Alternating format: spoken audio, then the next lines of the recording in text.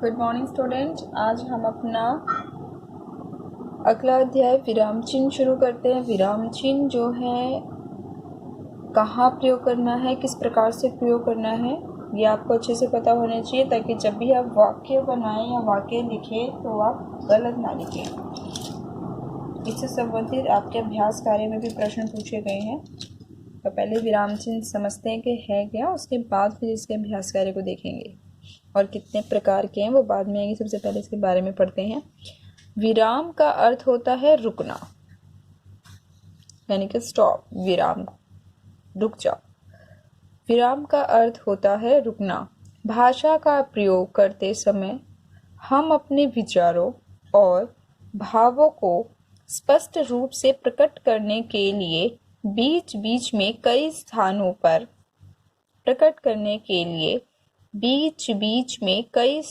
पर कम या अधिक समय के लिए रुकते हैं।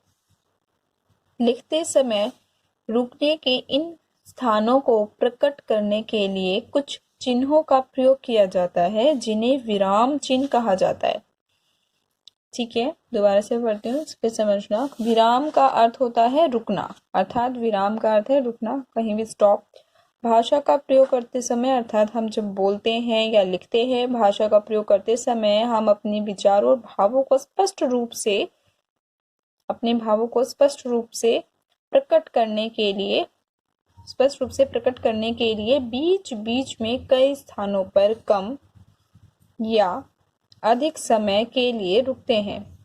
लिखते समय रुकने के इन स्थानों को प्रकट करने के लिए कुछ चिन्हों का प्रयोग करते हैं। जब लिखते हैं तो कुछ चिन्हों का प्रयोग करते हैं अगर हमें रुकना है तो। ठीक है, बोलते वक्त हमें नहीं पता चलता, जैसे मैंने बोला सुनो वह कहाँ गया है, या सुनो वह किताब दे दो, तो सुनो और वह किताब दे दो के बीच में मैंने कुछ सेकंड का पॉज दिया, तो वो जो रुकना था उसको वहां पे हम क्या करते हैं, अल्प विराम लगा देते हैं। ठीक है, या विस्मयादि बोधक चिन्ह आ जाता है जब हम किसी को एकदम से हैरान होके लिखे। मैंने वहां पे हैरान होके नहीं बोला, मैंने बोला सुनो वहां से एक किताब दे दो। ठीक है, मैं और मेरे मामा घूमने गए, या फिर मैं बोल दूं मैं दीपक और चिराग, तो मैं दीपक और चिराग, मैं दीपक और चिराग नहीं, मैं के बाद दीपक। तो जब दो हम नाम बोलते हैं, किन्हीं भी व्यक्तियों के जब दो नाम बोलते हैं तो उसके बीच में ये जिसको आप इंग्लिश में कोमा बोलते हो उसे हिंदी में अल्प विराम कहा जाता है, इसका प्रयोग होता है। ठीक है, तो प्रकट करने के लिए बीच बीच में, यानी कि अपने भाव और विचारों को प्रकट करने के लिए बीच बीच में कई स्थानों पर कम या अधिक समय के लिए रुकते हैं। लिखते समय रुकने के लिए इन स्थानों को प्रकट करने के लिए कुछ चिन्हों का प्रयोग किया जाता है जिन्हें विराम चिन्ह कहा जाता है। ठीक है, देखिए इसकी परिभाषा, आपको ये परिभाषा लिखनी है। सबसे पहले विराम चिन्ह किसे कहते हैं, ये प्रश्न आता है आपका, तो आपका प्रश्न का आपका उत्तर ये होगा, लिखित भाषा में अपनी बात को स्पष्ट करने के लिए प्रयोग किए जाने वाले चिन्ह विराम चिन्ह कहलाते हैं। लिखित भाषा में अपनी बात को स्पष्ट करने के लिए प्रयोग किए जाने वाले चिन्ह, अपनी बात को स्पष्ट करने के लिए हम जो प्रयोग करते हैं चिन्ह, लिखित भाषा में अपनी बात को स्पष्ट करने के लिए प्रयोग किए जाने वाले चिन्ह विराम चिन्ह कहलाते हैं। क्या कहते हैं? विराम चिन्ह। स्पष्ट करने के लिए अपनी बात को स्पष्ट अर्थात सही रूप में, सरलता से सरल रूप में बताने के लिए हम विराम चिन्ह का प्रयोग करते हैं। ये परिभाषा आपको एज इट इज लिखनी है, इसी प्रकार से लिखनी है, किसी प्रकार का इसमें कोई अंतर नहीं आएगा। विराम चिन्ह की परिभाषा आप ऐसे लिखोगे। आगे देखिए, नीचे कुछ आपको दिखाया गया है। लिखते समय यदि हम विराम चिन्ह नहीं लगाते हैं अथवा उनका सही स्थान पर प्रयोग नहीं करते हैं तो वाक्य का अर्थ कुछ का कुछ हो जाता है। आइए नीचे दिए गए उदाहरण से समझिए। जैसे यहाँ पे एक उदाहरण दिखा, बच्चा है और माँ है उसकी। बच्चा गेट खोल के बाहर कहीं जा रहा है और पीछे मुड़ के देख रहा है। जैसे माँ ने बोला रुको मत जाओ, लेकिन रुको के बाद क्या है, अल्प विराम है, तो मैंने बोला रुको मत जाओ। लेकिन दूसरे वाक्य में देखो, एक पिता है जो अपने बेटे से कुछ कह रहे हैं, रुको मत जाओ। क्यों मैंने ऐसे बोला, क्योंकि ये जो दो शब्द हैं ये इनके बीच में कोई विराम चिन्ह नहीं लगा हुआ, इसलिए कैसे बोले गए हैं, रुको मत जाओ, रुको मत जाओ। अर्थात जहां पर अल्प विराम होगा आपको केवल वहां रुकना है। उससे पहले अगर आप उसको पढ़ते हो लिखे हुए किसी भी वाक्य को तो आपको नहीं रुकना, रुको मत जाओ, रुको मत जाओ। ठीक है। ऊपर दिए गए दोनों वाक्य बोलने, देखो देखने में दोनों जैसे बिल्कुल, शब्द भी वही है, पर देखो दोनों में अर्थ में बहुत भिन्नता है। एक में मम्मी जो क्या कह रही है कि रुको मत जाओ, जाओ मत रुक जाओ। पिताजी कह रहे हैं रुको मत जाओ, रुकना नहीं है जाओ। तो दिए गए वाक्यों, जो ऊपर दिए गए दोनों वाक्य हैं, इन दोनों वाक्यों को बोलने और पढ़ने में दोनों जो वाक्य बोलने और पढ़ने में समान लगते हैं, लेकिन पहले वाक्य में पुत्र रूठ कर जा रहा है, माँ उसे रोक रही है, और दूसरे वाक्य में पिताजी अपने पुत्र को जाने के लिए कह रहे हैं। इन वाक्यों में केवल विराम चिन्हों के अलग अलग स्थान पर प्रयोग से अर्थ बदल गया है। इस प्रकार विराम चिन्हों का लिखित भाषा में बहुत महत्व होता है। यदि उनका उचित स्थान पर प्रयोग न किया जाए तो अर्थ का अनर्थ हो जाता है। तो क्या कहना चाह रहे हैं, ये कहना चाह रहे हैं कि इस विराम चिन्हों का लिखित भाषा में बहुत महत्व होता है। ध्यान रखना बेटा, विराम चिन्ह जो होते हैं उसका लिखित भाषा में, विराम चिन्हों का लिखित भाषा में बहुत महत्व होता है, लिखित भाषा में बहुत महत्व होता है। यदि उनका उचित स्थान पर प्रयोग न किया जाए तो अर्थ का अनर्थ हो जाता है। हिंदी के कुछ प्रमुख विराम चिन्ह दिए गए हैं, देखिए इसको एक एक करके हम नीचे विराम चिन्हों को देखते हैं। सबसे पहले आते हैं पूर्ण विराम, जो कि आप अधिक बार देखोगे, सबसे ज्यादा देखोगे जब भी आप कोई वाक्य लिखते हैं, तब भी आप इसको देखते हो। इस वाक्य को उदाहरण के तौर पे देखिए,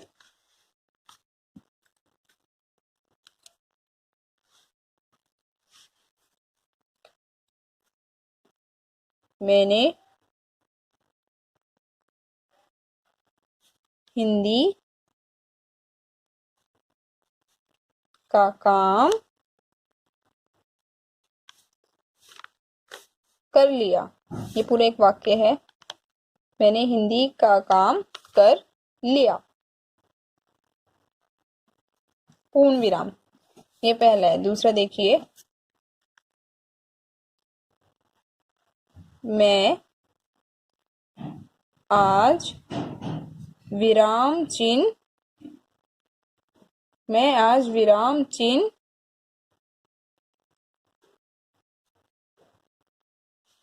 पढ़ूंगा या पढ़ूंगी। तो मैंने लिखा है मैं आज विराम चिन्ह पढ़ूंगा। पूर्ण विराम, ये होता है आपका पूर्ण विराम, जो यानी कि कभी भी किसी वाक्य के अंत में लगाया जाता है। जब कोई वाक्य पूर्ण हो जाता है तब वहां पे हमारा पूर्ण विराम लगता है, तो इसे हम बोलते हैं पूर्ण विराम। जो भी वाक्य के अंत में आता है, जब वाक्य आपका पूरा हो जाता है, और अगर आप इसको नहीं लगाओगे तो इसका अर्थ होता है कि वाक्य अभी समाप्त नहीं हुआ, कुछ और बात अभी बाकी है। तो लेकिन अगर आपको लगता है कि आपका वाक्य पूरा हो गया, आपको उससे और अधिक अभी कुछ नहीं कहना है, तो आप वहां पे विराम चिन्ह का प्रयोग करोगे। ठीक है, आगे देखिए। हिंदी के प्रमुख विराम चिन्ह है। सबसे पहला पूर्ण जो आपका विराम चिन्ह आता है वो होता है पूर्ण विराम। फिर आता है अर्ध विराम, ये इस प्रकार से जब लगता है इसको बोलते हैं अर्ध विराम। अर्ध विराम कहाँ लगता है और अल्प विराम कहाँ लगता है, देखिए। अर्ध विराम क्या होता है, जब आधा वाक्य होता है तब वहां अर्ध विराम लगता है, और जहां पे हम दो शब्दों के बीच में प्रयोग करते हैं, जहां दो शब्द आते हैं, जैसे मैंने बोला दीपक, चिराग और मोहित स्कूल जा रहे हैं, तो दीपक चिराग के बीच में क्या आएगा, आपका अल्प विराम। दीपक, चिराग और मोहित स्कूल जाएंगे या स्कूल जा रहे हैं। ठीक है, स्कूल जा रहे हैं। तो ये तो हो गया आपका पूर्ण विराम। और ये जो बीच में लगा है इसके, दीपक, चिराग और मोहित स्कूल जा रहे हैं, तो ये हो गया आपका पूर्ण विराम।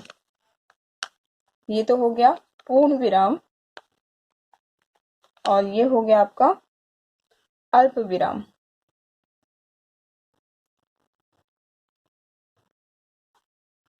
ये हो गया आपका अल्प विराम और ये हो गया आपका पूर्ण विराम। ठीक है, आगे देखते हैं हम। अब हो गया हमारे कुछ प्रमुख विराम चिन्ह। इसी प्रकार अब आगे देखते हैं अर्धविराम। तो पूर्ण विराम, अर्धविराम, अल्प विराम, ये आपका कोमा होता है। अल्प विराम, प्रश्न सूचक चिन्ह, जो कि आपने बहुत बार देखा होगा। प्रश्न सूचक चिन्ह, जब भी हम किसी से प्रश्न पूछते हैं तब वहां प्रश्न सूचक चिन्ह का प्रयोग किया जाता है। उसके बाद आएगा आपका विस्मय सूचक चिन्ह। विस्मय, जब कोई हैरान हो जाए, आश्चर्यचकित हो जाए। जैसे एकदम से अगर आपके सामने आप जा रहे हो, आपको एकदम से क्या दिखाई दे कि आप जिस रोड पे जा रहे हो वो आगे बिल्कुल रोड खत्म हो गया, आगे खाई है, क्या हो गया, आप एकदम से हैरान हो जाओगे। या फिर आप किसी गुफा में जो वो सोने की आपको खजाना मिल जाए एकदम से, तो क्या होगा, हैरान हो जाओगे। या भी आपको चलो सबसे एक छोटी सी जगह पता चल जाए अभी एकदम से कि लॉकडाउन खत्म हो गया, तो एकदम से आप सो रहे हो और सोते सोते आपको सुबह उठा दिया जाए कि लॉकडाउन खत्म हो गया, चलो स्कूल, तो आप लोगों को कैसे सरप्राइज हो जाओगे। तो वही सारी चीजें जो आपके फेस पे उस समय आएंगी वो सारी आपका विस्मय सूचक चिन्ह देती हैं। उसे हम बोलते हैं विस्मय सूचक चिन्ह। वो लगता है ये, उस चिन्ह के लिए इसका प्रयोग किया जाता है, ये उसका चिन्ह होता है। ठीक है, अब आता है आगे योजक चिन्ह। ये योजक चिन्ह है बेटे, जब भी दो शब्द जब हम प्रयोग करते हैं वो दोनों शब्द एक जैसे हो। उदाहरण के तौर पर दिन रात के मध्य लग गया, या फिर साथ साथ, एक जैसे शब्द बोल दिए साथ साथ। तो साथ साथ जो शब्द है उनके बीच में भी योजक चिन्ह आता है। जैसे मैंने बोल दिया साथ साथ।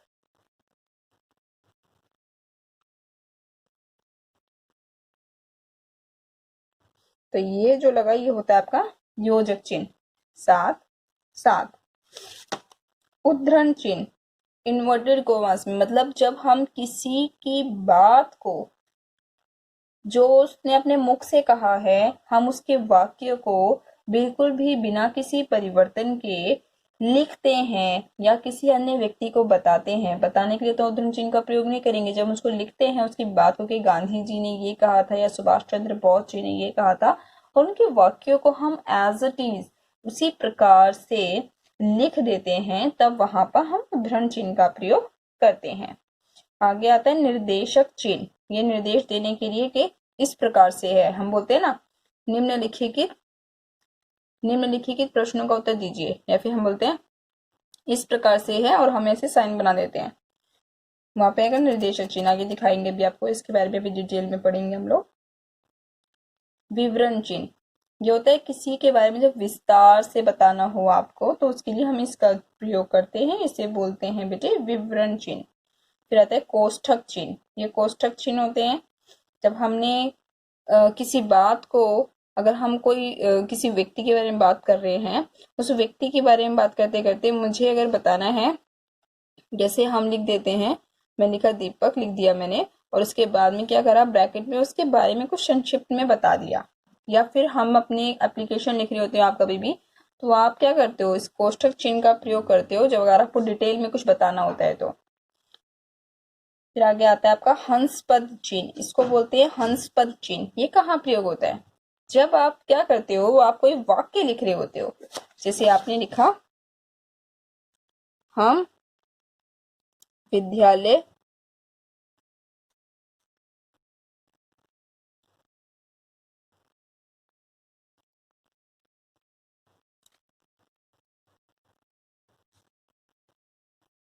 हम विद्यालय से घर जा रहे थे, हम विद्यालय से घर जा रहे हैं।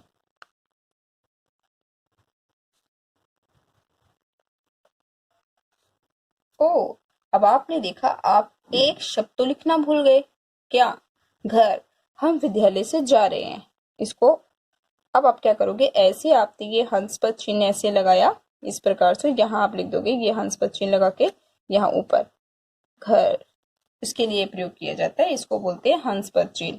जहां पर आप कोई शब्द छोड़ देते हो वाक्य के अंदर, वहां हंस पद चिन्ह का प्रयोग करके वह शब्द लिखा जा सकता है। ठीक है, उसके बाद आता है आपका अंत में याद रखा आपका लाघव चिन्ह। लाघव चिन्ह कहाँ प्रयोग होता है? उदाहरण के तौर पे लाघव चिन्ह का हम एक बता देते हैं, जैसे देखिए डॉक्टर, यानी कि किसी भी शब्द का संक्षिप्त रूप लिखने के लिए, किसी को संक्षिप्त रूप में प्रकट करने के लिए हम इसका प्रयोग करते हैं लाघव चिन्ह। योग्य आपका डॉक्टर, प्रोफेसर, आपने देखा होगा ऐसे लिख के हम ऐसे लिख देते हैं, या पंडित को हम ऐसे लिख देते हैं, बस लिख देते हैं ना। डॉक्टर के जाना तो डॉक्टर के पास ये लिखा मिल जाएगा आपको, प्रोफेसर के लिए मिल जाएगा, पंडित के लिए मिल जाता है। तो यानी कि किसी के संक्षिप्त रूप को प्रकट करने के लिए हम लाघव चिन्ह का प्रयोग करते हैं। पूरा शब्द ना लिखना पड़े, हम उसके लिए लाघव चिन्ह का प्रयोग करते हैं। ये गलत नहीं होता कि जरूरी पूरा शब्द लिखो आप, कोई जरूरत नहीं पूरा शब्द लिखने की। अगर आपको लग रहा है कि हम उसका संक्षिप्त प्रयोग आपको लिख सकते हैं, अगर हम उसका संक्षिप्त, ये नहीं कि आप सभी शब्दों का संक्षिप्त रूप बना दोगे, नहीं, कुछ शब्दों का संक्षिप्त रूप आपकी मानक हिंदी के अंदर दिया गया अर्थात व्याकरण के अंदर दिया गया होता है, उन्हीं शब्दों का हम प्रयोग करते हैं। तो लाघव चिन्ह का प्रयोग होता है पूरा शब्द न लिखकर उसके संक्षिप्त रूप को प्रकट करने के लिए। अब हम एक एक करके इसके बारे में जानते हैं। देखिए आएगा सबसे पहले पूर्ण विराम, जिसके बारे में हमने अभी पहले भी पढ़ लिया है, अब एक बार जानते हैं इसको क्या बोलते हैं। हर वाक्य की समाप्ति पर, अप्रत्यक्ष प्रश्नों के अंत पर और कविता और गीत के हर चरण के अंत में पूर्ण विराम लगाया जाता है। इसका चिन्ह ये लगाया हुआ है आपके, ये चिन्ह होता है जैसे सौरभ क्रिकेट खेल रहा है, पूर्ण विराम, सौरभ क्रिकेट खेल रहा है, पूर्ण विराम। उसके बाद आपका आएगा शिवानी ने आइसक्रीम खाई, पूर्ण विराम, वाक्य पूरा हो चुका है इसलिए यहाँ पे पूर्ण विराम। अर्ध विराम, पूर्ण विराम से थोड़ा कम रुकने और अल्प विराम से कुछ अधिक रुकने पर अर्ध विराम का प्रयोग किया जाता है। पूर्ण विराम से थोड़ा कम रुकना पड़े और अल्प विराम से थोड़ा ज्यादा, तब वहां पर अर्ध विराम का प्रयोग किया जाता है। इसका प्रयोग करके हम कई छोटे छोटे वाक्यों को जोड़ सकते हैं, जैसे डाकिया आया, दरवाजा खटखटाया और चिट्ठी पकड़ाई। तो डाकिया आया, यहां तक मैंने बोला अर्ध विराम का प्रयोग किया, दरवाजा खटखटाया और चिट्ठी पकड़ाई। दूसरा वाक्य देखिए, अलका बाजार गई, साड़ी खरीदी और चाट खाई। अलका बाजार गई, साड़ी खरीदी और चाट खाई। तो इस प्रकार से यानी कि क्या बताया गया कि जहां पे अल्प अर्ध विराम आपका वहां प्रयोग होता है जहां हमें पूर्ण विराम से थोड़ा कम रुकना पड़ता है, यानी कि बिल्कुल तो नहीं रुक रहे हैं, थोड़ा सा कम रुकना पड़ता है, यानी कि जल्दी आगे चले जाते हैं। लेकिन अल्प विराम से कुछ अधिक समय हमें वहां पर रुकना पड़ता है, तो वहां पे क्या होता है, हमारा अर्ध विराम होता है। अर्ध विराम होता है जहां पर हमें पूर्ण विराम से थोड़ा कम लेकिन अल्प विराम से थोड़ा अधिक रुकना पड़ता है। इसका प्रयोग करके हम कई छोटे छोटे वाक्यों को आपस में जोड़ सकते हैं, जैसे डाकिया आया, दरवाजा खटखटाया और चिट्ठी पकड़ाई। अलका बाजार गई, साड़ी खरीदी और चाट खाई। ठीक है बेटे, समझ में आया? आगे देखिए अल्प विराम, ये बहुत ही, इसमें क्या होता है, बहुत कम समय के लिए रुकना होता है हमें। यहाँ पे अल्प विराम में बहुत कम समय के लिए रुका जाता है, वहां पे हम अल्प विराम का प्रयोग करते हैं। जैसे बहुत कम समय के लिए रुकना होता है तो वहां अल्प विराम का प्रयोग किया जाता है। देखिए अल्प विराम का प्रयोग कैसे करते हैं, जब शब्दों को अलग अलग करना हो, जैसे स्त्री, पुरुष, बच्चे और बूढ़े सभी होली खेल रहे हैं। ये क्या हो गया आपका, जब शब्दों को अलग अलग करना हो, जैसे स्त्री, पुरुष, बच्चे और बूढ़े सभी होली खेल रहे हैं। तो मैंने क्या बोला था, जब हम एक से ज्यादा या हमें शब्दों को अलग अलग करना होता है तब हम वहां पे अल्प विराम का प्रयोग करते हैं। जब दो वाक्यों को आपस में जोड़ना हो, जैसे दादी माँ ने आसन लगाया, पूजा की और भजन गाए, तो दादी माँ ने आसन लगाया, पूजा की और भजन गाए। जब दो वाक्यांशों को आपस में जोड़ना होता है तब भी हम अल्प विराम का प्रयोग करते हैं। जैसे देखिए, यहाँ विराम चिन्हों के नाम लिखे हैं, ये लिखा हुआ है कौन सा विराम चिन्ह है, आपको ये बताना है। ये ठीक है, ये कौन सा है, ये कौन सा है, मतलब जो जो आपके यहाँ पे चिन्ह बने हुए हैं, इन चिन्हों को ध्यान से देखकर आपको इनके विराम चिन्हों के नाम लिखने हैं। तो आपका पहला प्रश्न। दूसरा प्रश्न है, आपके नीचे दिए गए वाक्यों में विराम चिन्ह लगाना है आपको। तो कहाँ पे कौन सा विराम चिन्ह आएगा, आपको ये पूरा करना है।